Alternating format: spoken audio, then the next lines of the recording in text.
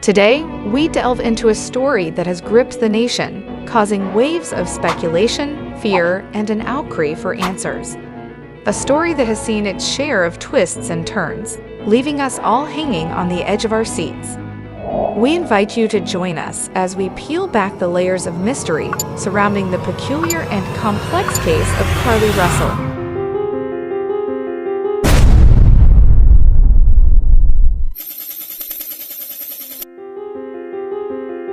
Hi guys, and welcome back to Crimeco, where we break down some of the most gruesome true crime cases from all over the world, giving you the most up-to-date detailed information.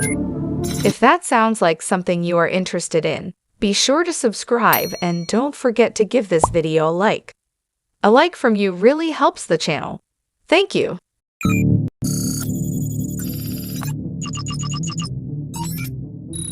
Before we dive into the details of this puzzling case, let's take a moment to get to know the town where it all took place, the city of Hoover, Alabama. Hoover is a charming suburb located just south of Birmingham.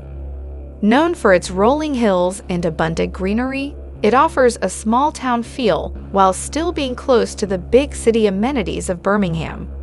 Many young professionals and families are drawn to Hoover for its highly rated schools, family-friendly neighborhoods, and easy access to shops and restaurants. The area has a rich history as a railway town from the late 1800s.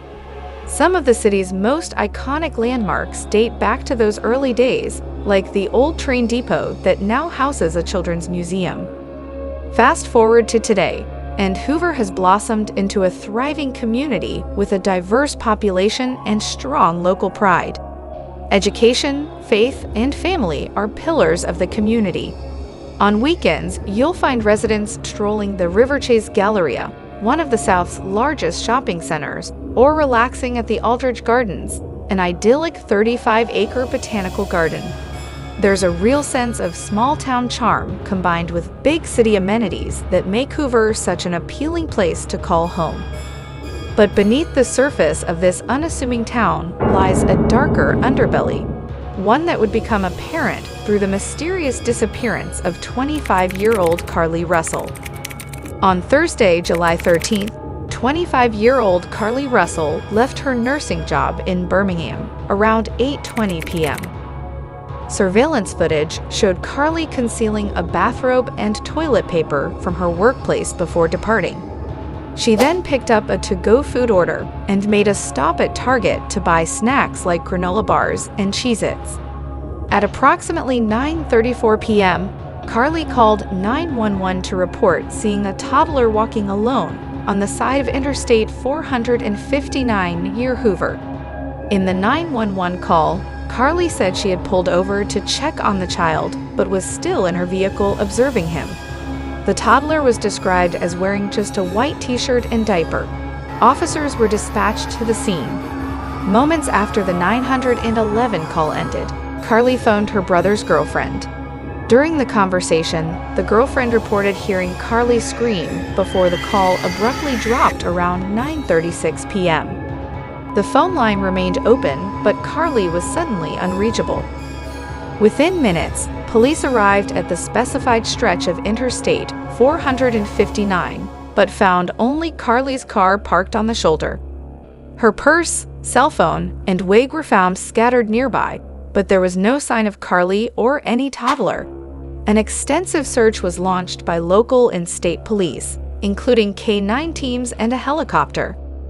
Nearly 49 hours later on Saturday, July 15th around 10:45 p.m., Carlee remarkably showed back up at her parents' home, seemingly out of the blue. She was immediately taken to the hospital for evaluation. In the short time Carlee spoke with investigators after her reappearance, she claimed she was abducted by a man with orange hair after getting out of her car to check on the child she saw. Carlee alleged she was forced into another vehicle and held in an 18-wheeler before being moved to a house. She said her abductors took nude photos of her and played with her hair, but she did not report any sexual contact or binding. Carlee maintained she ultimately escaped and ran through the woods to reach her parents' home. Detectives, however, have been unable to substantiate most of Carlee's account so far. Chief Nick Durzis stated they have not found any evidence confirming the existence of a toddler on the interstate, despite numerous cars passing through that night. Video footage only showed Carlee exiting her own driver's side door. No witnesses have come forward reporting a missing child matching the description. Durzis also emphasized how unlikely it would be for a toddler to walk the approximately 600 yards Carlee's car traveled in less than 3 minutes during her 911 call without getting into the roadway, crying, or drawing more attention. Investigation of Carlee's phone also raised some puzzling findings. In the days leading up to her disappearance, someone had searched her internet history for information about Amber Alerts, the movie Taken, bus tickets from Birmingham to Nashville, and how to take money from a register without getting caught. On the actual day she went missing, searches were made on her work computer related to Amber Alerts. Her family denies Carlee made these searches herself. Additionally, the bathrobe, toilet paper, and snacks Carlee acquired after leaving work on July 13th have not been recovered. Their whereabouts remain a mystery. Due to Carlee's alleged trauma, her family has so far declined requests from police to interview her a second time. With the many gaps and inconsistencies in her story, investigators are still diligently working to piece together what really happened during the 49-hour period Carlee was away. They are focused on analyzing surveillance footage around Birmingham and Hoover to trace Carlee's movements. In the absence of concrete evidence, speculation has run rampant online about alternate explanations for Carlee's disappearance. Let's walk through some of the leading theories that have emerged. It was all an elaborate hoax staged by Carlee. Some skeptics point to her unusual internet searches about Amber Alerts, kidnapping movies, and taking money as suspicious foreshadowing. Perhaps she fabricated the entire abduction to gain attention or hide away for a couple days. But questions linger. Would she really have screaming in distress on the phone as part of a fake plan? And where did she hide out for 2 days without being spotted if it was a hoax? Carlee was experiencing a mental health crisis. Her family denies this notion, but her erratic behavior, like concealing items from work and aimless driving, has caused some to wonder if she was having an episode of instability. Those mental breaks from reality could potentially explain her 911 call about a non-existent child and accounts of abduction. But it fails to account for where she was for 49 hours. Carlee fled an abusive or controlling relationship. One perspective suggests she staged her disappearance to safely escape either an intimate partner or family situation. In this view, the odd behavior before she went missing was her attempt to plan an exit strategy. The main obstacle for this theory is the lack of evidence of abuse and her maintaining the abduction story after returning home. Carlee was abducted and trafficking was involved. Her mother steadfastly believes Carlee was taken against her will. Perhaps she was kidnapped by predators involved in sex trafficking rings known to operate in the Birmingham metro area. But aside from Carlee's own questionable story, there is no evidence so far revealing abductors. Why let her go unharmed after 2 days? Carlee's mysterious disappearance not only made national news, it also highlighted difficult issues surrounding missing persons cases here in the United States. Over 600,000 individuals are reported missing every year in America. Of those, Black women and girls make up a disproportionately high number of cases compared to their population. Black female minors represent about 20% of all missing youth, despite being only 14% of the overall youth population. Among adult women, Black females account for nearly 35% of missing persons, while making up less than 7% of the U.S. population. Experts point to several factors behind these racial disparities. Systemic issues like poverty, mental illness, and domestic violence disproportionately impact Black communities.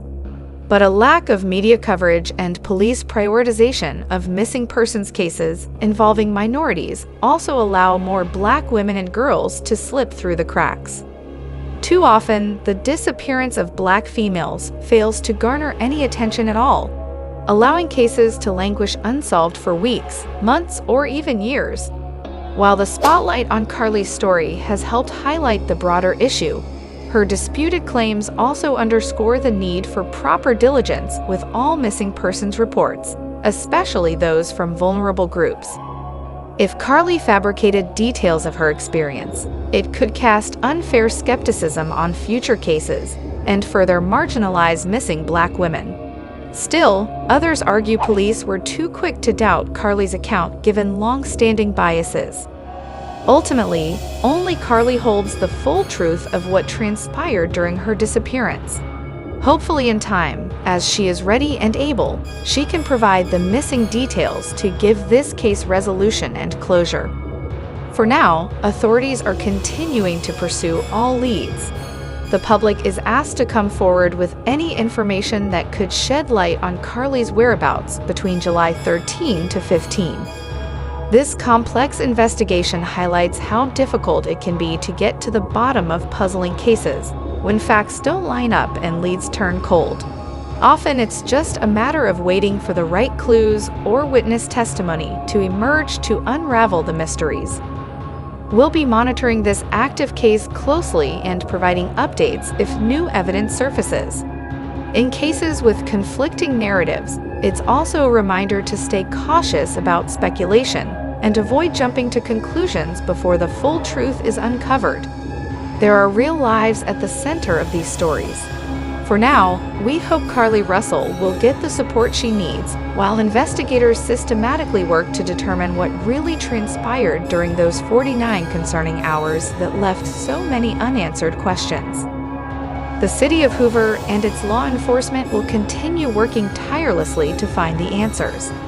Until new evidence surfaces, all we can do is hope justice is served, understanding is found, and lessons are learned. Then use those to light the way for a better future. The full story is still waiting to be told. Thank you for joining us on this deep dive into the perplexing case of Carlee Russell's disappearance in Alabama. Don't forget to like, subscribe, and hit the notification bell to stay up to date with the latest true crime cases. We appreciate having you as part of our community as we explore the mysteries that continue to fascinate us all. Stay curious and remember, justice may stay hidden in the darkest corner. Thanks for watching and see you on the next one.